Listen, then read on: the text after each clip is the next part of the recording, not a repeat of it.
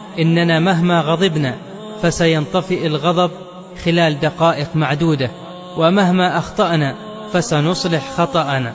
تسامحوا، فشهر رمضان بقى له أيام قليلة وسيسعدنا بزيارته، فهل تحبون أن يأتي شهر الخير وأنتم في أنفسكم حقد على أحد؟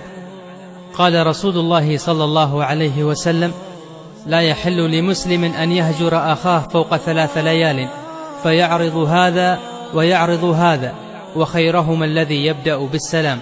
صدق رسول الله صلى الله عليه وسلم. إخواني في الله، دعونا نبدأ شهر رمضان بصفحة جديدة بيضاء خالية من المشاكل والمشاحنات والحقد والكراهية. بادر وصالح لتزيد من أجرك وتريح قلبك، وقدم لكل من أساء لك السماح، وانظر للسماء وابتسم، فالله راض عنك. الآن أبشر بالأجر. دعونا ننتهز هذا الشهر لكي يكون بداية في التسامح والعفو عن كل من أساء إلينا.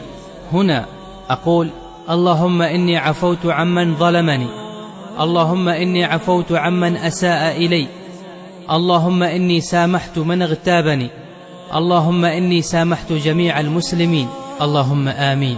تقبل الله صيامكم وقيامكم، وكل عام وأنتم بخير. اللهم صل وسلم على سيدنا محمد. اللهم صل وسلم على سيدنا محمد. رسالة